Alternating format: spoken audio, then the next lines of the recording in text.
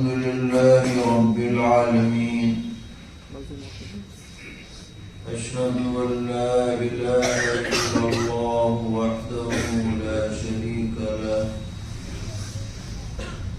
وأشهد أن سيدنا ومولانا محمدا عبده ورسوله صلى الله تبارك وتعالى عليه وعلى آله وأصحابه وذرياته أجمعين. أما بعد فأعوذ بالله من الشيطان الرجيم. بسم الله الرحمن الرحيم. والحمد لله وسلام على عباده الذين اصطفى. الله خير أما يشركون.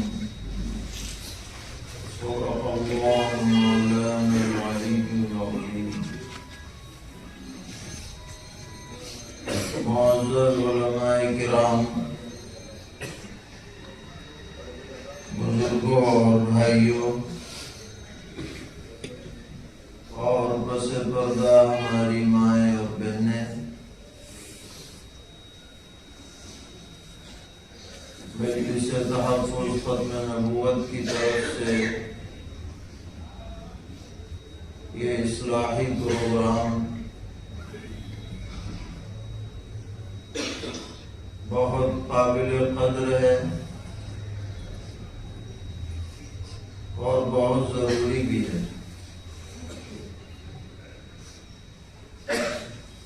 اور یہ معلوم کر کے خوشی ہوئی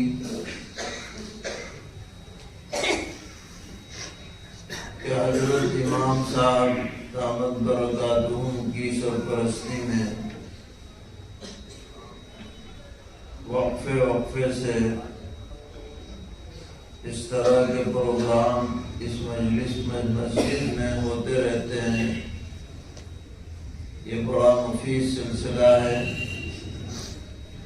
اللہ تعالیٰ اس کو قبول فرمائے اور اس کے بہتر ثمرات اور اثرات ظاہر فرمائے۔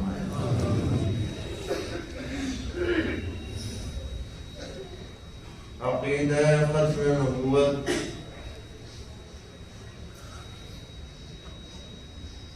یہ بہت ہی مرکزی اور بنیادی عقیدہ ہے۔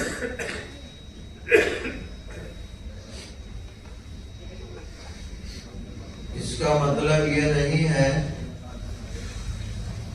کہ سرور عالم خاتم النبیین حضرت محمد مصطفیٰ صلی اللہ تعالی علیہ وسلم کے دنیا سے پردہ فرمانے کے بعد آپ کی نبوت ختم ہو گئی، بلکہ اس عقیدے کا مطلب یہ ہے کہ قیامت تک اب آپ ہی کی نبوت چلے گی، کسی اور کی نبوت چل نہیں سکتی۔ گویا آپ یوں کہیے کہ نبوت ختم نہیں ہوئی ہے، نبیوں کے آنے کا سلسلہ ختم ہوا ہے۔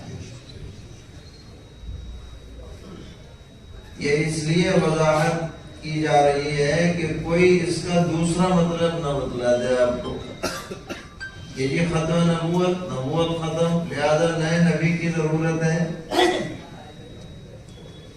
اس کا مطلب یہ نہیں ہے کہ نبوت ختم ہو گئی، بلکہ ختم نبوت کا مطلب یہ ہے کہ نبیوں کی آمد کا سلسلہ ختم ہوا ہے، نبوت باقی ہے۔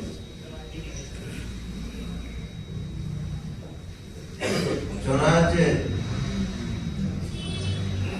حدیث میں ہے کہ پیغمبر علیہ السلام نے فرمایا انا خاتم النبیین لا نبی بعدی، کہ میں نبیوں کے سلسلے کو ختم کرنے والا ہوں، میرے بعد کوئی نبی نہیں آئے گا۔ تو حضرت والد صاحب رحمۃ اللہ علیہ فرماتے تھے کہ پیغمبر علیہ السلام نے لا نبی بعدی لا کر خاتم النبیین کی رجسٹرڈ تفسیر کر دی. اب اس کے علاوہ اس کی کوئی تفسیر چلنے والی نہیں. لا نبی بعدی یہ فرما گئے ہادی لا نبی بعدی. تو اب یہ نبوت محمدیہ جو سیدنا حضرت آدم علیہ السلام کے زمانے سے جو سلسلہ نبوت کا شروع ہوا تھا اس کی تکمیل ہوئی ہے نبوت محمدی پر. اور اب جس کو جنت میں جانا ہے اسے آخری پیغمبر خاتم النبیین حضرت محمد مصطفیٰ صلی اللہ علیہ وسلم سے وابستہ ہو کر ہی جانا پڑے گا.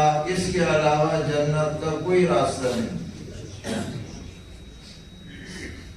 تو یہ بات ہم سب کو ذہن نشین کرنی ہے کہ ختم نبوت کا مطلب نبوت کا ختم ہونا نہیں ہے بلکہ نبوت کا باقی رہنا ہے قیامت تک. اور دوسری بات یہ سمجھنی ہے جو بہت اہم بات ہے کہ دین میں بعض ایسے مقامات ہیں کہ آدمی محنت کر کے انہیں حاصل کر سکتا ہے. جیسے حافظ بننا چاہے کوئی آدمی تو قرآن حفظ کر لے, حافظ کا لقب سے مل جائے گا. عالم بننا چاہے تو نصاب پڑھ لے, مدرسے میں جائے فلاں فلاں کتاب پڑھے, اسے سند مل جائے گی, ہاں بھائی عالم بن گئے. مفتی بننا چاہے اس کا نصاب پڑھ لے. کسی بزرگ کا خلیفہ بننا چاہے تو اس کا جو ترتیب ہے اسباب ہیں وہ پورے کر لے تو وہ خلیفہ بھی بن جائے. لیکن بعض ایسے مقامات ہیں کہ جہاں آدمی اپنی محنت سے نہیں پہنچ سکتا. اللہ تبارک و تعالی جسے پہنچائے گا وہی پہنچ پائے گا, کوئی اور وہاں نہیں پہنچ سکتا. یہ مقام نبوت ہے. کوئی بھی کھڑا ہو جائے کہ جی میں نبی ہوں, چاہے کتنی دلیلیں دے دے, اللہ تعالیٰ فرماتے ہیں اللہ اعلم حیث یجعل رسالتہ. اللہ تعالیٰ کو معلوم ہے کس کو نبی بنانا ہے کس کو نہیں بنانا ہے, کس کو رسول کی ذمہ داری دینی ہے کس کو نہیں دینی ہے. یہ اپنی محنت سے یہ مقام کسی کو حاصل نہیں, نہ ہو سکتا ہے نہ ہوا ہے نہ ہوگا. اور ایسے حضرات کو جن کو اللہ تعالیٰ نے اس مقام پر فائز کیا, قرآن کی اصطلاح میں مصطفیٰ کہا جاتا ہے. یعنی لاکھوں کروڑوں اربوں لوگوں میں سے اللہ تعالیٰ نے ان چند لوگوں کو چن لیا ہے, منتخب کر لیا ہے کہ وہ اللہ کے اور بندوں کے درمیان میں واسطہ بنتے ہیں. ان پر وحی کا نزول ہوتا ہے اور وہ پیغام اللہ تعالیٰ کا بندوں تک پہنچانے کی صلاحیت ان کے اندر پیدا کی جاتی ہے, جن کو نبی اور رسول کہا جاتا ہے. تو کوئی بھی کھڑا ہو جائے کہ صاحب میں نبی ہوں یا میں رسول ہوں, ہرگز اس کی بات مانی نہیں جائے گی. رسول وہی ہو سکتا ہے جسے اللہ تعالیٰ رسول بنائے, نبی وہی ہو سکتا ہے جسے اللہ تعالیٰ نبی بنائے. اور جب تک یہ سلسلہ باقی رہا, نبیوں کا سلسلہ دنیا میں پایا جاتا رہا اور جب اللہ تعالیٰ نے اس سلسلے کو بند کر دیا، اب قیامت تک کوئی نیا نبی بن نہیں سکتا۔ یہ بات اچھی طرح ہر مسلمان کو ذہن نشین کرنی چاہیے، بچوں کو بتلانا چاہیے، بچیوں کو بتلانا چاہیے، ماں بہنوں کو بتلانا چاہیے کہ اس کے خلاف کوئی بات ہم کسی کے قبول نہ کریں۔ اور جو پیغمبر ہوتے ہیں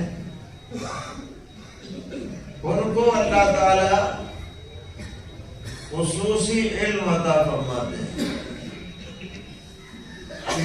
اور وہ علم دنیاوی ذرائع سے حاصل نہیں ہوتا ہے،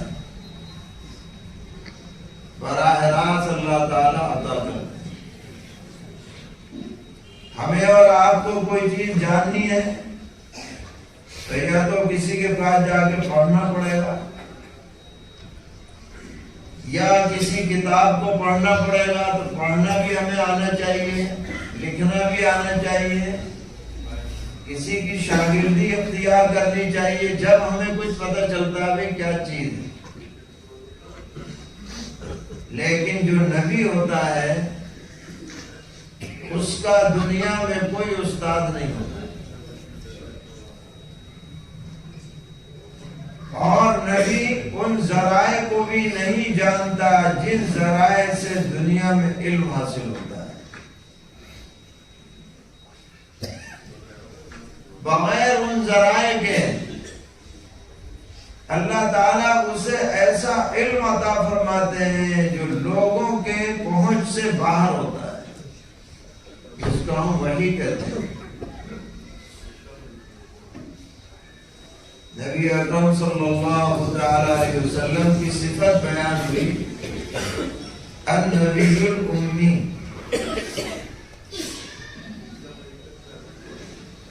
بہت سے لوگ اس کا ترجمہ کر دیتے ہیں بے علم، یہ ترجمہ صحیح نہیں، النبی الامی۔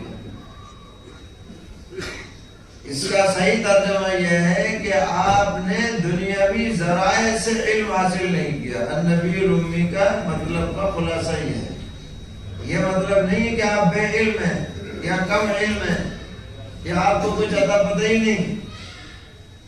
ہمارے آپ کے لیے جب یہ لفظ بولا جائے گا تو یہی مطلب ہو سکتا ہے کہ ہم کچھ نہیں جانتے، لیکن پیغمبر کے لیے جب یہ بولا جائے گا تو یہاں تشریح کی جائے گی کہ دنیاوی ذرائع سے آپ نے علم حاصل نہیں کیا،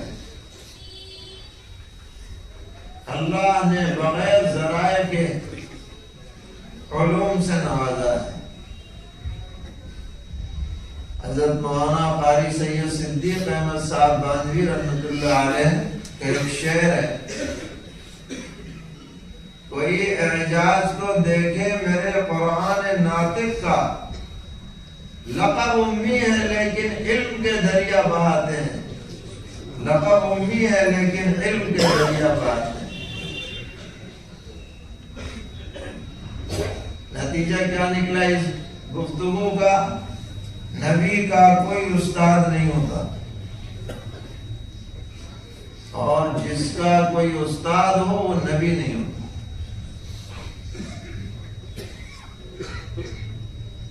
نبی کا کوئی استاد دنیا میں نہیں ہوتا، اور جس کا کوئی استاد ہو وہ کچھ بھی ہو سکتا ہے مگر نبی نہیں ہو سکتا۔ اب یہ آدمی جس نے دعویٰ کیا نبوت کا، پنجاب کا رہنے والا، گرداسپور کا، قادیان کا، یہ خود لکھتا ہے کہ میری جب اتنی عمر ہوئی تو میرے والد نے ایک نوکر رکھا مجھے پڑھانے کے لیے جس کا نام تھا فضل الہی، خود ہی لکھا ہے، جس نے مجھے قرآن پڑھایا۔ پھر جب میں بڑا ہوا تو دوسرا استاد رکھا، اس کا نام تھا فضل محمد۔ پھر اور بڑا ہوا تو ایک تیسرا استاد رکھا جس کا نام تھا گل مہر یا گل الہی، ایسے ہی کچھ نام، گل علی شاہ۔ خود اپنا اقرار کر رہا ہے، تین استادوں سے پڑھا ہے۔ یہی اس کے جھوٹے ہونے کی دلیل ہے کہ جو استاد سے پڑھے وہ نبی نہیں ہو سکتا، کیونکہ نبی کو اللہ تعالیٰ براہ راست علم عطا فرماتے ہیں، کسی ذریعے سے نہیں عطا فرماتے۔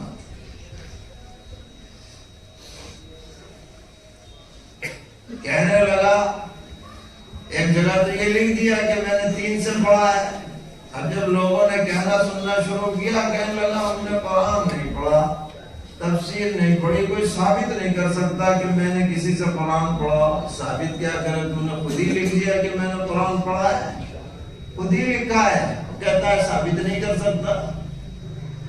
اپنے لکھے ہوئے تو بھول گیا یا جھوٹ بولا، اور جو جھوٹا ہے وہ بھی نبی نہیں ہو سکتا۔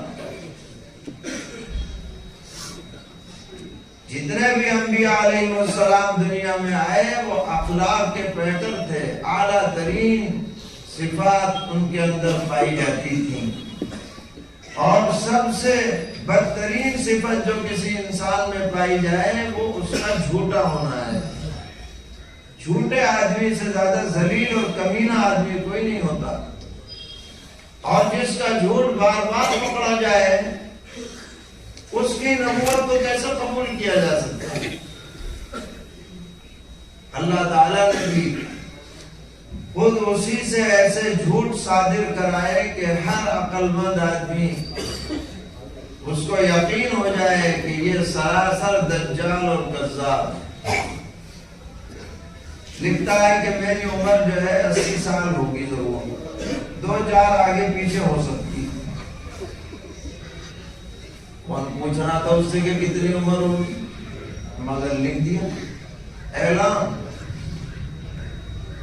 پیدائش ہوئی 1840 میں اور مر گیا 1908 میں۔ کتنے سال ہوئے بتائیے؟ 68 سال ہوئے، اور دعویٰ کتنے کا تھا؟ 80 کا۔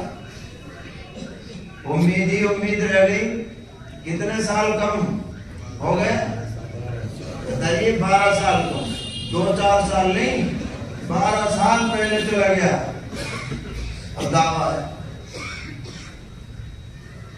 خود ہی لکھتا ہے کہ کسی آدمی کے معیار کو، سچائی کے معیار کو جاننے کے لیے اس کی پیشین گوئیاں سب سے بڑا معیار ہیں۔ پیشین گوئیاں کی کہ جی میں 80 سال میں مروں گا، چلا گیا 68 سال میں، لوگوں نے جان لیا جھوٹا تھا۔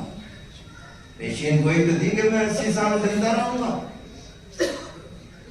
اور اس طرح کی بہت ساری باتیں علماء نے جمع کی ہیں جس سے اس کا جھوٹا ہونا ثابت ہوتا ہے، دجال اور کذاب ہونا ثابت ہوتا ہے۔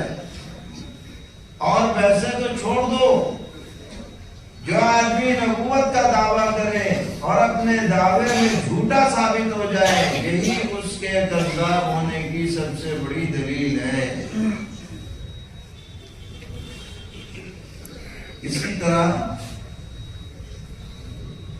کوئی بھی نبی اللہ تعالیٰ نے اسے شاعر نہیں بنایا۔ قرآن کہتا ہے وَمَا عَلَّمْنَاهُ الشِّعْرَ وَمَا يَنبَغِي لَهُ، ہم نے پیغمبر علیہ السلام کو شعر شاعری نہیں سکھلائی، اور یہ آپ کے شان کے مناسب بھی نہیں ہے۔ دوسری جگہ قرآن میں وَالشُّعَرَاءُ يَتَّبِعُهُمُ الْغَاوُونَ، شعراء کے پیچھے تو گمراہ لوگ چلتے ہیں۔ قرآن فی کل وادی یہیمون، پتہ نہیں کہاں کہاں ان کے اشعار پہنچ جاتے ہیں۔ اس سے کیا پتہ چلا؟ نبی شاعر نہیں ہوتا، اور جو شاعر ہو وہ نبی نہیں ہوتا۔ نبی شاعر نہیں، اور جو شاعر ہو وہ نبی نہیں۔ اور یہ صاحب جو ہیں اچھا خاصا شعر لکھ رہے ہیں، اور لطف کی بات یہ ہے کہ گالیوں کے اشعار لکھ رہے ہیں۔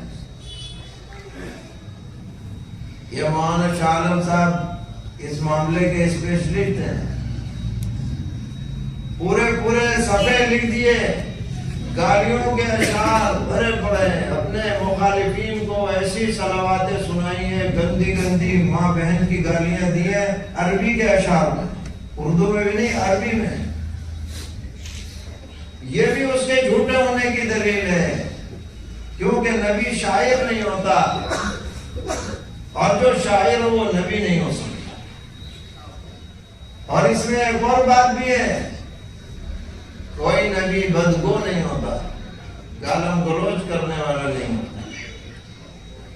سرور عالم صلی اللہ علیہ وسلم نے فرمایا کہ اللہ تعالیٰ نے نہ مجھے بدگو بنایا ہے عادت کے اعتبار سے، نہ بتکلف میں بدگوئی کرتا ہوں، میں لعان بھی نہیں ہوں، اور یہ اتنا بڑا بد زبان ہے، کوئی بات اس کی مرضی کے خلاف ہو بس یہ گالیاں شروع۔ تو جب ایسا گالم گلوچ کرنے والا ہو وہ بھی نبی نہیں ہو سکتا۔ بعض علماء نے اس کی گالیوں کو جمع کیا ہے، اس کا نام ہے اس کتاب کا مغلظات مرزا۔ ایسی بات آپ نے کہیں نہ سنی ہوگی کہ کوئی اپنے کو مسلم ہونے کا دعویٰ کرے اور اس کی گالیاں اتنی زیادہ ہو جائیں کہ کتاب جب میں لکھنی پڑے اس کے بارے میں، مغلظات مرزا۔ الغرض یہ بات بھی طے ہے کہ نبی اکرم علیہ السلام کے بعد سلسلہ نبوت جاری رہنے والا نہیں، نبوت جاری ہے مگر سلسلہ نبوت نہیں۔ اور یہ بات بھی طے ہے کہ نبوت ایسا مقام ہے جو کسی محنت سے، مجاہدے سے حاصل نہیں ہو سکتا، یہ اللہ کی خالص عطا ہے، ورنہ تو ہر ایک نبی ہو جاتا۔ اور یہ بات بھی طے ہے کہ جس کی زندگی کے اندر جھوٹ پایا جائے، جس کی زندگی میں گالم گلوچ پایا جائے، جس کی زندگی کے اندر بدخلقی پائی جائے، وہ ہرگز نبوت کے مقام تک پہنچ نہیں سکتا۔ نبی کی زندگی نبوت ملنے سے پہلے بھی پاک ہوتی ہے، نبوت ملنے کے بعد بھی پاک ہوتی ہے۔ نبی معصوم ہوتا ہے، ہم اور آپ معصوم نہیں ہیں۔ نبیوں کے علاوہ کوئی معصوم نہیں ہے کہ اس سے گناہ صادر نہ ہو۔ نبی کو اللہ تعالی صفت عصمت سے نوازتے ہیں، یہ بات اوروں میں نہیں پائی جاتی۔ یہ بنیادی چیزیں ہیں جو ہمیں یاد رکھنی ہے، لوگوں کو بتلانی ہے، سمجھانی ہے، اور خاص کر بچوں کی ذہن سازی کرنی، تاکہ کوئی ان کو گمراہ نہ کر سکے، ان کو راستے سے نہ ہٹا سکے۔ نبوت کا سلسلہ ختم، کوئی نبی نہیں آئے گا، یعنی نبی نہیں بنایا جائے گا۔ البتہ تجدید، اصلاح، امت کی رہنمائی، امت کی قیادت، اگر وہ راستے سے ہٹ جائے تو صحیح راستہ دکھلانے کے لیے وقفے وقفے سے قیامت تک مجدد آتے رہیں گے۔ مجدد کا مطلب ہے دین کی تجدید کرنے والے، اور ان مجددین کا سلسلہ مکمل ہوگا سید المجددین حضرت مہدی، جن کو مہدی موعود بھی کہا جاتا ہے، ان پر مجددین کا سلسلہ ختم ہوگا۔ اور یہ مہدی بھی ایسا مقام ہے کہ اللہ تبارک و تعالی از خود اس مقام پر اس خاص بندے کو فائز فرمائیں گے جو مدینہ منورہ کا رہنے والا ہوگا، نبی اکرم علیہ السلام کے خاندان سے ہوگا، اس کا نام پیغمبر علیہ السلام کے نام پر اور اس کے والد کا نام پیغمبر کے والد کے نام پر ہوگا، اور وہ از خود اپنے مہدی ہونے کا دعویٰ نہیں کرے گا، بچنا چاہے گا، اور مدینہ منورہ سے مکہ معظمہ چلے جائیں گے، اور وہاں لوگ انہیں پہچانیں گے اور ان کے ہاتھ پر بیعت کریں گے۔ بعض روایتوں میں ہے کہ ایک رات میں اللہ تعالیٰ ان کے اندر وہ صفات پیدا کر دیں گے جو ایک مہدی میں ہونی چاہیے۔ انہیں خود اندازہ نہیں ہوگا کہ مجھ سے یہ کام لیا جانا ہے، نہ وہ دعویٰ کریں گے، نہ کنوینسنگ کریں گے، نہ کوئی پارٹی بنائیں گے، نہ کوئی جماعت بنائیں گے۔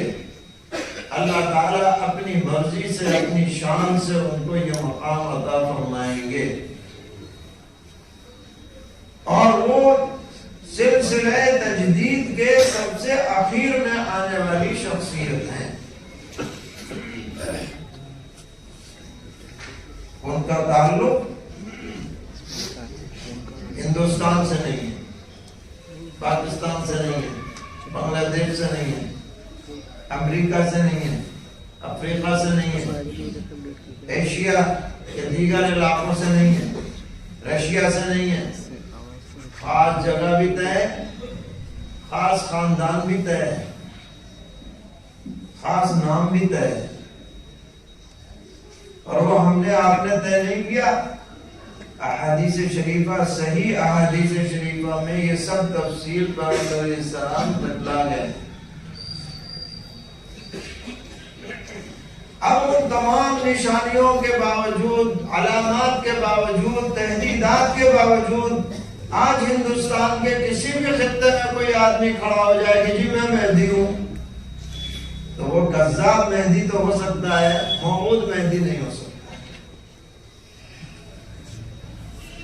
یہ بات ہمیں آپ کو سمجھنی ہے۔ کوئی بھی اگر کسی کے بارے میں بات کرے تو آپ ان احادیث کا حوالہ دیں جو متعین طور پر ایک فرد کے بارے میں ہے، یہ نہیں کہ کسی کو بھی مہدی بنا دیا جائے اور مان لیا جائے۔ تو ایک تو نبی ہمارے پیغمبر حضرت محمد مصطفیٰ صلی اللہ تعالی علیہ وسلم ہے، آخری پیغمبر ہے، اور ایک حضرت مہدی جو نبی اکرم علیہ السلام کے خاندان سے ہیں، نبی علیہ السلام کے دین پر ہیں، ان کی تجدید کرنے والے ہیں، اور ان کی تمام باتوں کو دنیا میں عملاً نافذ کرنے والے ہیں۔ حدیث میں آتا ہے کہ مہدی کا وجود اتنا ضروری ہے کہ اگر قیامت آ جائے اور مہدی کا وجود اور ظہور نہ ہو تو وقت لمبا کیا جائے گا تاکہ مہدی تشریف لائیں اور دنیا میں عدل قائم کریں اور ظلم کو مٹائیں، ہر طرف خیر کا دور دورہ ہو، اسلام کا بول بالا ہو۔ یہ شخصیت ہے حضرت مہدی۔ اور اس امت میں تیسری شخصیت ہے خاتم انبیاء بنی اسرائیل سیدنا حضرت عیسیٰ ابن مریم علیہ السلام۔ ان کی شخصیت وہ ہے کہ قرآن پاک کہتا ہے کہ دشمنوں نے، یہودیوں نے ان کو شہید کرنے کی کوشش کی، لیکن اللہ تعالیٰ نے ان کی کوشش ناکام فرما دی اور ان کو زندہ سلامت آسمانوں پر اٹھا لیا۔ وَمَا قَتَلُوهُ يَقِينًا بَلْ رَفَعَهُ اللَّهُ إِلَيْهِ، بلا شبہ ان کا قتل نہیں ہوا بلکہ اللہ نے انہیں اپنے دربار میں بلا لیا. وہ اللہ کے گیسٹ ہاؤس میں تشریف فرما ہے زندہ. اس کو کہتے ہیں عقیدہ حیات عیسیٰ. اور یہ عقیدہ بھی ایسے ہی ماننا ضروری ہے جیسے اللہ کو ایک ماننا ضروری ہے. اور جیسے پیغمبر عیسیٰ کو آخری پیغمبر ماننا ضروری ہے، ایسے ہی یہ بات بھی ماننی لازم ہے کہ حضرت عیسیٰ علیہ السلام اس وقت آسمان دنیا پر زندہ تشریف فرما ہے.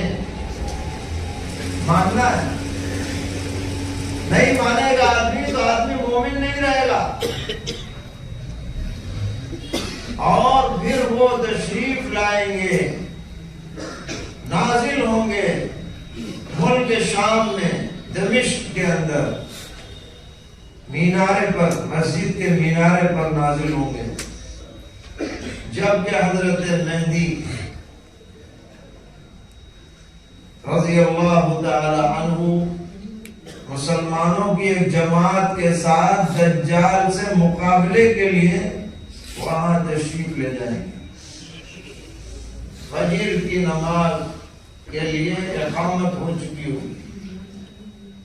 اچانک دیکھا جائے گا کہ حضرت عیسیٰ علیہ السلام دو فرشتوں پر سہارا لے کے دو زرد چادر پہنے ہوئے اور بالوں سے پانی کے قطرات ٹپکتے ہوئے جیسے ابھی غسل خانے سے تشریف لائے نازل ہو رہے ہیں.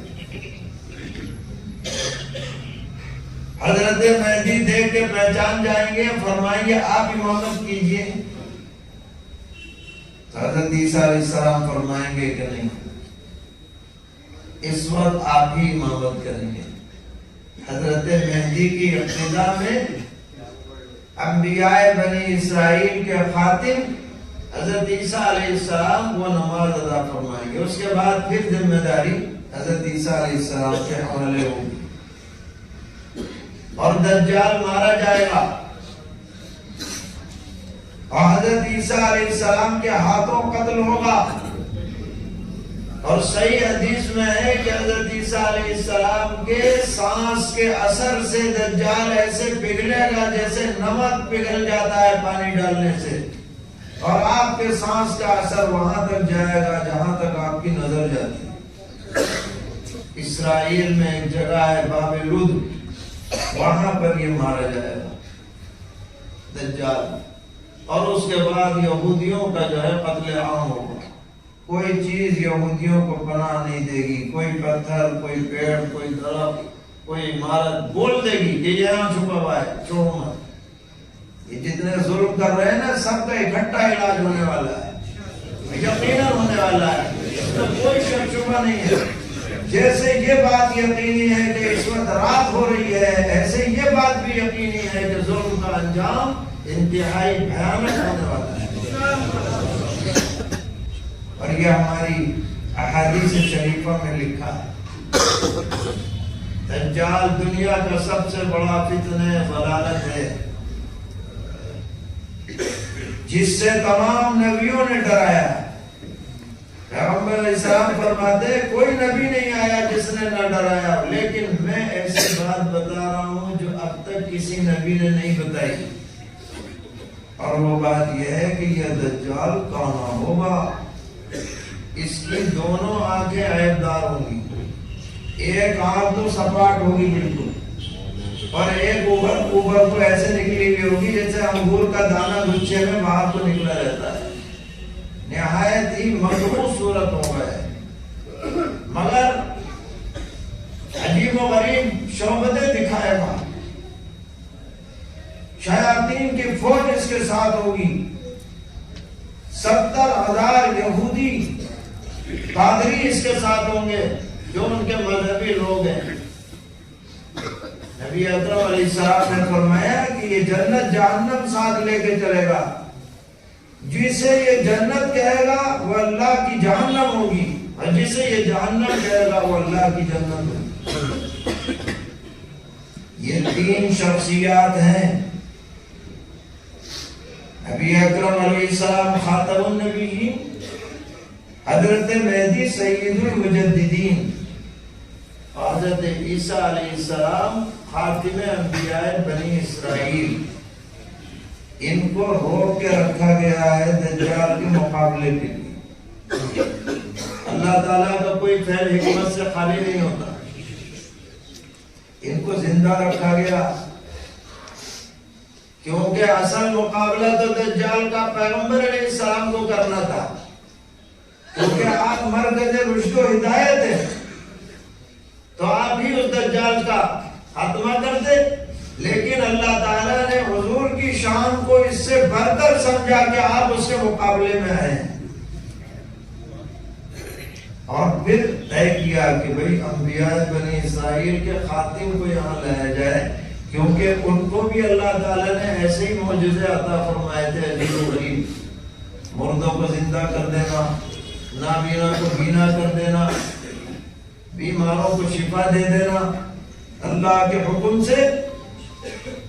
تو یہ تینوں شخصیات جو اس امت میں آئیں اور آنے والی ہیں، ان پر ہمیں یقین رکھنا ہے۔ ایک حدیث میں ہے پیغمبر علیہ السلام نے فرمایا وہ امت کیسے ہلاک ہو سکتی ہے جس کے شروع میں ہوں، بیچ میں مہدی ہے، آخر میں عیسیٰ ہے۔ شروع میں ہوں، بیچ میں مہدی ہے، آخر میں عیسیٰ ہے۔ پتہ چلا تینوں الگ الگ ہیں، نبی الگ، مہدی الگ، عیسیٰ علیہ السلام الگ، اور یہ مدعیان جو ہے ایک ایک ہو کے کئی کو اپنے اوپر چسپا کر لیتے ہیں، میں ہی مہدی بھی ہوں، میں ہی مسیح بھی ہوں، میں ہی نبی بھی ہوں، سب میں ایک ہی ہو گئے۔ یہ بھی ان کے جھوٹے ہونے کی دلیل ہے۔ الغرض کسی بھی دین کے پاس ایسی مستند معلومات نہیں ہے جیسے اللہ تعالیٰ نے ہمیں اور آپ کو عطا کی، پکی بات ہے، یہ کوئی ہوائی باتیں نہیں ہے۔ مستند احادیث میں مستند سندوں کے ساتھ یہ چیزیں موجود ہیں، علماء نے جمع کی۔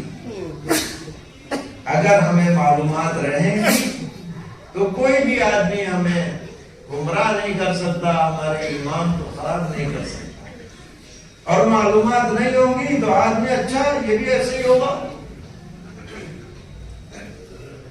اور وہ بہکاوے میں آ جائے گا۔ ہم لوگ مراد آباد میں رہتے تھے تو وہاں ایک آدمی قادیانی ہو گیا، تو ہم چند علماء اس سے ملنے کے لیے گئے۔ اس نے کہا کہ جی میں تو آپ کا بڑا عقیدت مند ہوں، میں تو آپ کے پیچھے نماز پڑھتا ہوں، اور یہ تو ایسا ہے ویسا ہے۔ بھئی جب تم اتنے عقیدت مند ہو تو تم قادیانی کیسے ہو؟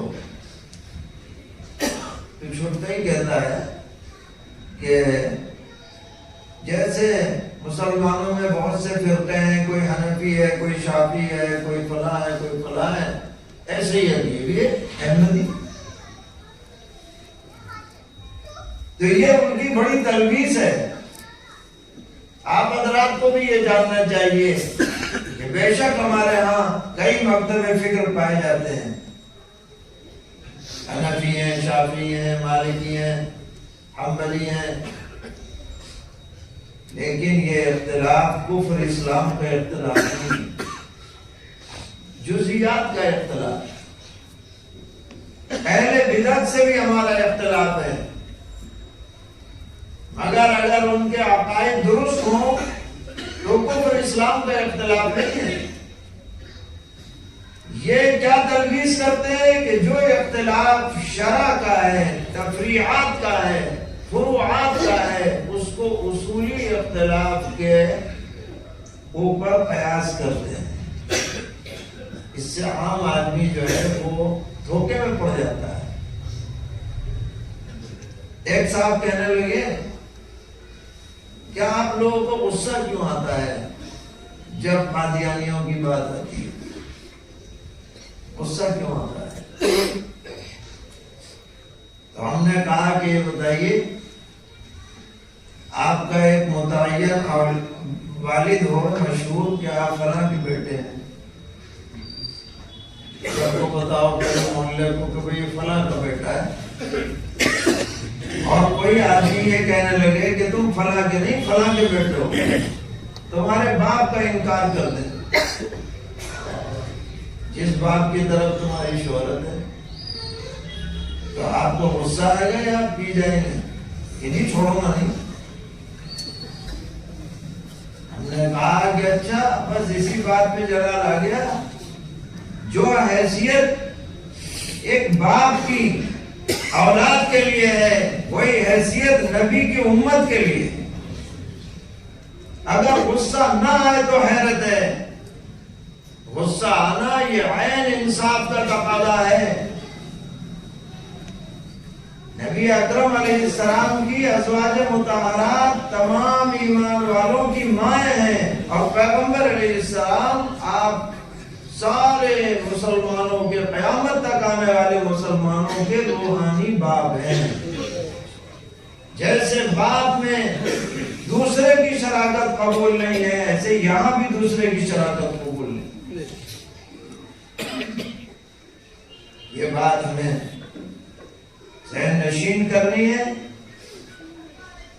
اور خاص طور پر ہماری مائیں بہنیں وہ اس بات کو شروع ہی سے اپنے بچوں کے کاموں میں ڈالیں، ذہن نشین کرائیں، ان کی اسی انداز پر تربیت کریں، کیونکہ ماں کی گود یہ بچوں کے لیے پہلا مدرسہ ہے۔ ابھی چند دن پہلے ہم ایک مضمون پڑھ رہے تھے کہ بچے کی پیدائش سے پہلے ہی سے بچہ ماں کے پیٹ میں سیکھنا شروع کر دیتا ہے، ابھی پیدا نہیں ہوا، آوازوں کو جلب کرنے لگتا ہے۔ نئی تحقیق، سائنسی تحقیق، میڈیکل سائنس کی یہ بات ہے،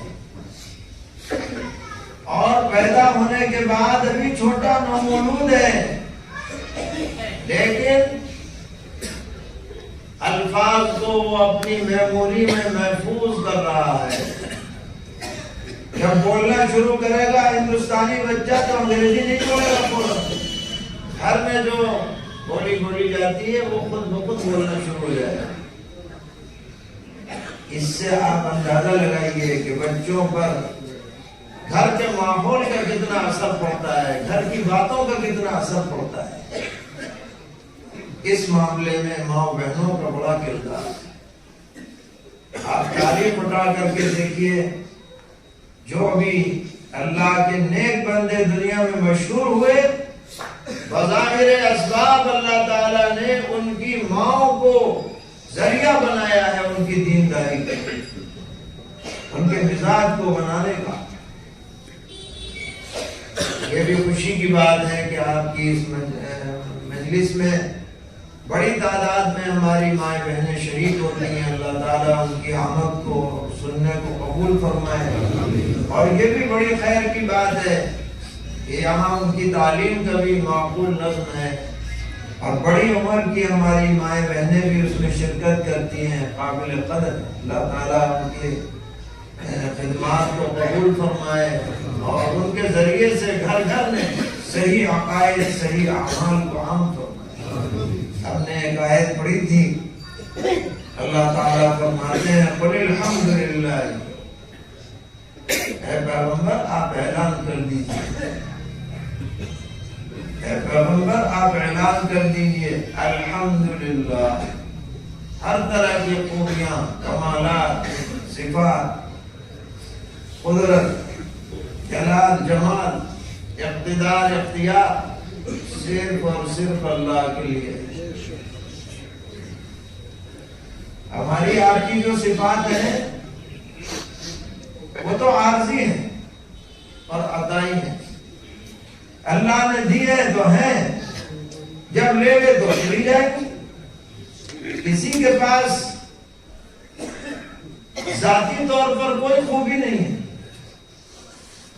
لیکن اللہ کی وہ ذات ہے جو ذاتی طور پر خوبیوں والی ہے۔ الحمدللہ، اللہ کو یہ بات بہت پسند ہے کہ ہمارے بندے کیوں پڑھیں الحمدللہ۔